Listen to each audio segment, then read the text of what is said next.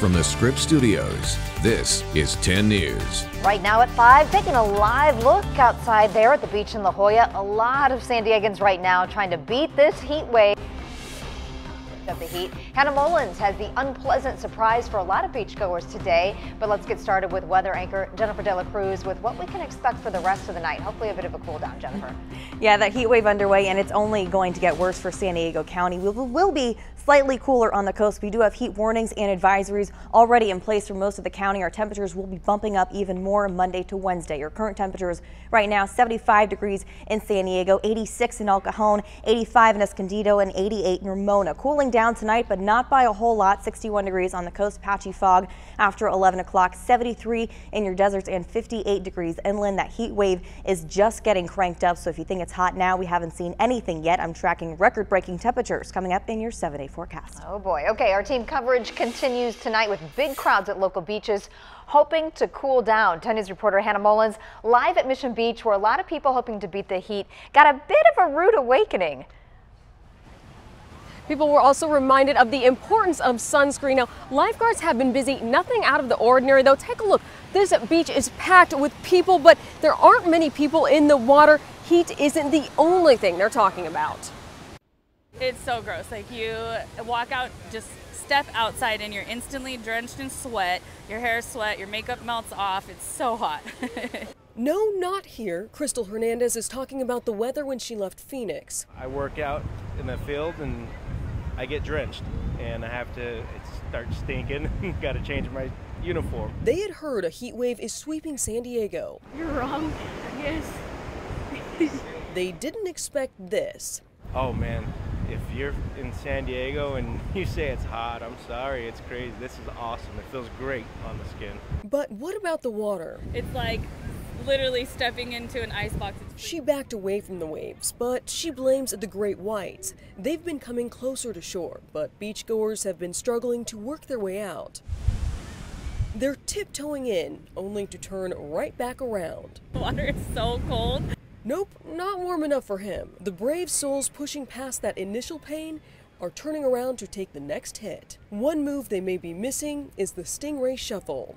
The sun has had a sting of its own. Masked by the breeze, those not slapping on enough sunscreen are getting good and crispy. I want to put a jacket on right now. Actually, I keep getting the goosebumps. Probably because the high back home is 110 degrees. This weather is a little cold, to be honest with you. And the water is arms at your side, arms in the air, and at times, just arm flapping cold. And here's the kicker. We just found out the water is 68 degrees right now. We're live at Mission Beach. Hannah Mullins, 10 News. I like a little warmer than that too, Hannah. Thanks so much. Meantime, tonight, a man is recovering after a bad jet ski accident there in Mission Bay. Firefighters say he crashed about 2:30 this afternoon. Witnesses say he had a break to his leg and it's pretty bad after hitting another boat's wake. Friends and other witnesses helped get him to the shore, where you can see firefighters took him to the hospital. Meantime, the Sheriff's Department is warning hikers to be extra careful during this heat wave. They say they've already rescued 24 people from Three Sisters Falls and Cedar Creek Falls this year. So they're offering up this advice: walk with a partner and let someone at home know where you're going and when you're coming back. Drink plenty of water. You'll need at least a gallon. And dress for the heat too. Take regular breaks and don't bring your dog to strenuous hot trails. You can track this heat wave on our free 10 News mobile app. We also have a list of places to cool off over the weekend. Firefighters are battling a huge brush fire that broke out just north of Los Angeles this afternoon. The fire burning more than 500 acres. No evacuation orders at this point have been issued, and no homes are in danger at this point either. Nearly 200 firefighters are working to get it under control in this heat. New today, a hoverboard burst into flames inside a Coronado home, and it wasn't even being used when the fire started. 10 News reporter Laura Acevedo is live in Coronado with a warning from firefighters.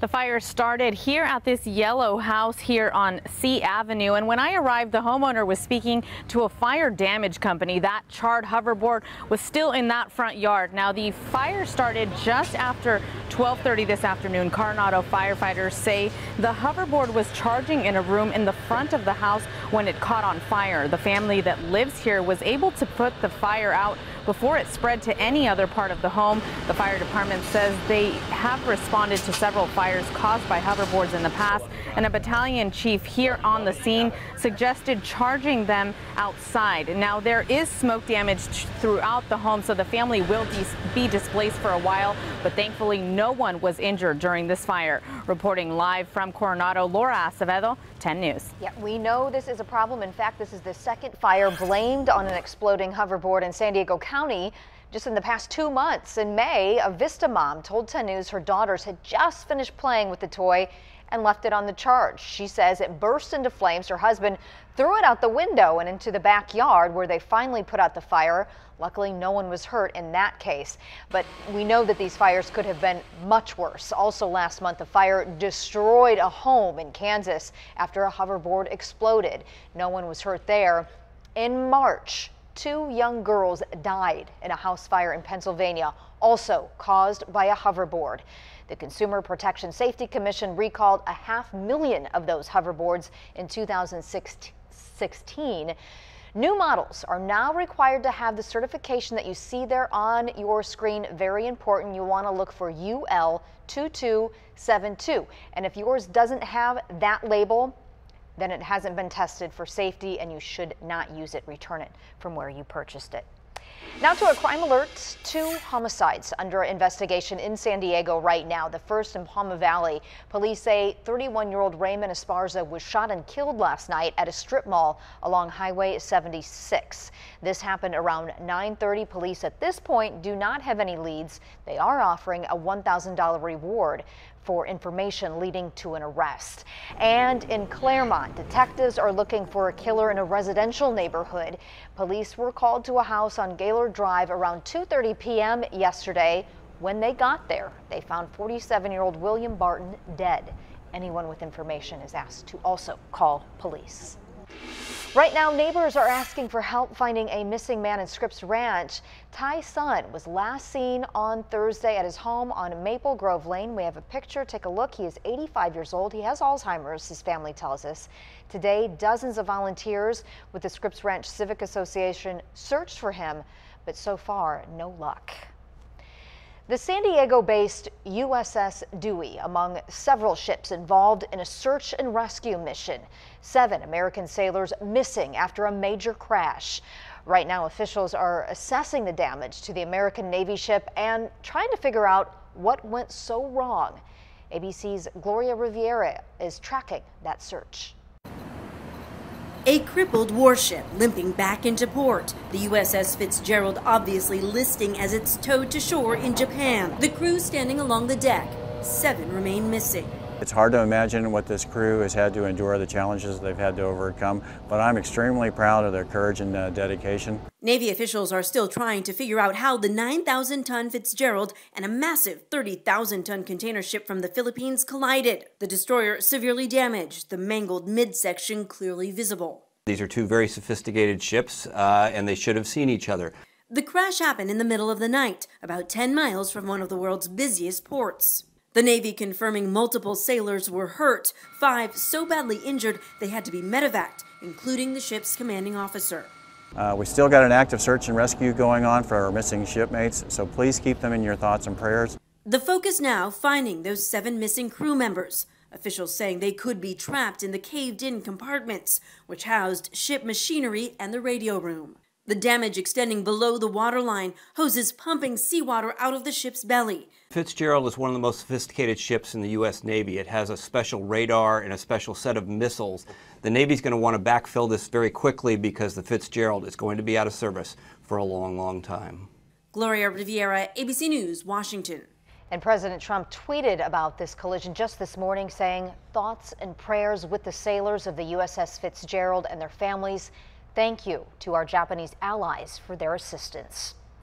An Afghan soldier blamed for an attack on American troops for the second time in a week. The Afghan National Army says one of their soldiers opened fire on American soldiers in northern Afghanistan. U.S. Special Forces have been fighting alongside Afghan troops against ISIS there. At least 7 soldiers were hurt. Last week, an Afghan soldier killed 3 U.S. soldiers. New information, a man died on the freeway this morning after his car hit an SUV that was parked in the middle lane. This happened on the 15 South near Friars Road just before 3 in the morning. The CHP says Gregory Scott was not speeding when he hit that empty SUV. Officers say it had stopped working or had been abandoned. Scott died at the scene.